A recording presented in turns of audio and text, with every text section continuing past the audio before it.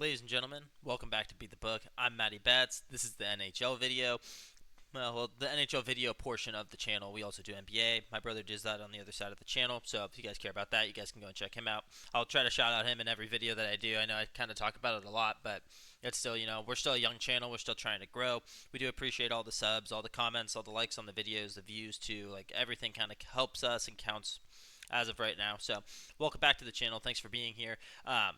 As of right now, I don't know if any of you guys know, we got the draft coming up, the NFL draft, so that'll be something fun that we're going to be watching tonight. Me and my brother will be watching it together, so I'm going to kind of go through this video a little bit quicker than I have the last two. There's also only 3 games on the docket for tomorrow, and so yeah, we won't be spending as much time on the games and the matchups. And also, I mean, we got 3 games on the docket today. First game, as you guys can see here on the screens, Canadians and Capitals. And all these games, there's one of the teams is up 2-0 right now in the series. All of these are game threes, so shouldn't take too much time talking about them and the winners and what I like and what I think will happen in these games. But you never know, might surprise you a little bit. But yeah, without further ado, let's jump into it. Capitals going to Montreal to take on the Canadians. It's a good matchup here, in my opinion. I thought it was going to be a little bit more exciting. I didn't think the Capitals would go up 2-0 in this series, especially in the last game. I think it was 1-0 pretty much all the way up until like the end, like the middle of the third period, and the Capitals were able to score again. And then yeah, they ended up winning that game 3-1. But the Canadians showed hope. Like they actually looked good. They had the puck in the opposing territory for a lot of the time. It seemed like 4 minutes straight, and even on a power play too. It's just the puck just wasn't going into the goal. And in the NHL, as you guys know, just by watching it, some teams just have those nights where you can get 30 shots on goal and the other team's goalie looks like a man from heaven because he's just stopping everything. Like just nothing will go in. You hit the posts. There's just a lot of things that can go wrong. I expect that to switch here in this game just because like Canadians did look good, like I said, like near the end of that game. Now they're going home. I do like the Canadians here in that. That being said, also we like the Capitals too because the Capitals are a really good team. Like that's why they played the first 2 games in at the Capitol. So um, but my lean here for this game, I'm gonna take Montreal here, just because I do like them at home. I just think that it's gonna be like both of these games have been pretty close. First game was 3-2. Then, like I said, the last game it was 3-1, and the last goal was on an empty netter. So it doesn't really matter. But still, it's like this should have only been in like a 2-1 game, and the Canadians had plenty of opportunities to score there near the end of it. So we're gonna take the Canadians here. I am not confident enough, and like the odds aren't good enough to go plus 1.5 on the Canadians. This doesn't make sense to me if I think the Canadians will win. So we get a juiced money line here because the Capitals are up 2-0 in the series right now. So we're actually getting juiced odds right here with the Canadians being at home, just because the Capitals are up 2-0. So we're gonna go with the Canadians here. Just take them straight money line plus 100. It's pretty much a straight money bet. But I feel really confident about it, and I'm happy about it. I think that'll happen. Let me know if you guys don't agree with that or not. But I think the Canadians, I don't think they get swept in this series. It'd be really embarrassing, in my opinion, if they did. And, yeah, they showed hope last night. I'm not really that worried about it. I think the Canadians can bounce back and win. So, where are we going from here? I guess we got to pop this thing open, go down a little bit. We'll go to the second game here. And we have Hurricanes and Devils, baby. All right. Hurricanes and Devils. This one should be a really good game in my opinion. I'll give you guys the breakdown of who's leading the series and how the first 2 games went. Hurricanes are leading the series right now 2-0. So like I said, all 3 of these games, one of the teams is up 2-0. Last game, you guys probably already know that. And if you're watching the video, you already know that the Hurricanes are up 2-0, but I still just like saying it. The first game was 4-1. Next game was 3-1.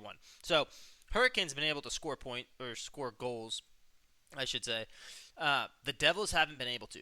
The Devils have kind of been struggling just, getting the puck in there. And I'm not sure if it was just, first 2 games. Maybe, like I was saying about the Canadians, maybe it's just, they had 2 bad nights where, nothing's going their way. Like, you get plenty of shots on goal, plenty of opportunities, but it just doesn't go in there. But for me, like, the Hurricanes are just a better team. They've shown that they have the, the mental capacity to, like, just win these games. They're only allowing 1 goal a game. That's not just the goalie. That's also, the defensive layout, like the planning, like all of that kind of stuff. You're not allowing fast breaks. You're not allowing, chip-in shots or tap-in shots. So it's a mix of defense and goalie, and I think that's going to be able to travel here. I really do. So let's go with the Hurricanes in this one. Yeah, I mean, we're just going to take them. We're going to get a little risky here. We're going to go with the -1.5 because I was looking here at the spread and the money line. It's like I could go -165 on the money line on the Hurricanes. I mean, the Devils are really juiced here too at +140, but um, it wouldn't be bad, I guess, if no, because I just think that the Hurricanes are going to win this game by 2. It's like if I was really worried about it, maybe you could go with the Devils, but that's if you're taking the Devils spread, it's a -200, and they just haven't been able to score for me, and that's where I'm coming from. It's like if a team can only score 2 points in 2 games, or 2 goals in 2 games, like I don't really want a piece of them, and I just don't think it'll happen. So give me the Hurricanes here. We're going to go -1.5. It's +165 play. It's the first spread that we've taken in the playoffs so far. This is our third video that we've done. So we had 4 picks and 3 picks. So 7, 8, this will be 8, 9, and 10. So on my 9th pick, this is the first one that we're actually taking a minus on a spread. That's where you always get the plus money. Normally, yeah, you're getting +165, around like +150. Sometimes you get like a +200. But I do like the 165 here on the -1.5 for the Hurricanes.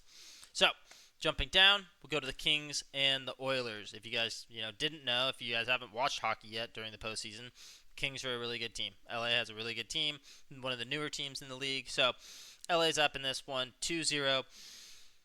Now, Oilers have kind of put up a fight in both games. I want to say that they have. Yeah, I mean the first game was 6-5, so that's a high scoring game. 6-5, that's a lot of just scoring, a lot of points. So it doesn't seem like LA is that great of a defensive team, but if you need points, they're going to score you points. So 6-5 in the first game. Next game 6-2. So the Kings did something on defense to actually they changed up their game plan. I'm guessing it was a lot of coaching. Maybe the players just wanted it more too and just bullied up the Oilers a little bit more. But Kings definitely showed up to play.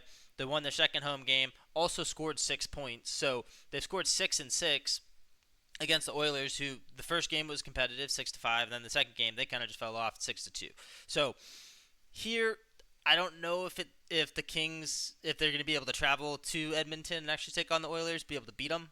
But I mean, it's tough too because I don't think that the Oilers they're not that bad of a team. I think they just I don't know. I think it's just a bad matchup. I think the Kings are just substantially better than they are. Like if they had a little bit easier of a matchup, maybe, but the Kings have a lot of talent on their team where Edmonton, it still has a lot of talent, but just it's different level of talent. So with that being said, if you go down here, we can look at the spread. Kings, obviously, they're actually the underdog in this one, which is kind of crazy. And then we have the Oilers here. They're, the favorite at home, which I guess that makes sense, but at the same time, too, I mean, it's the Kings are up 2-0, and they've, the first game was close, second game was not even close at all. So if you want to do money line on the Kings, which I was tempted to when I first saw this line, because I was like, I thought the Kings would be favored.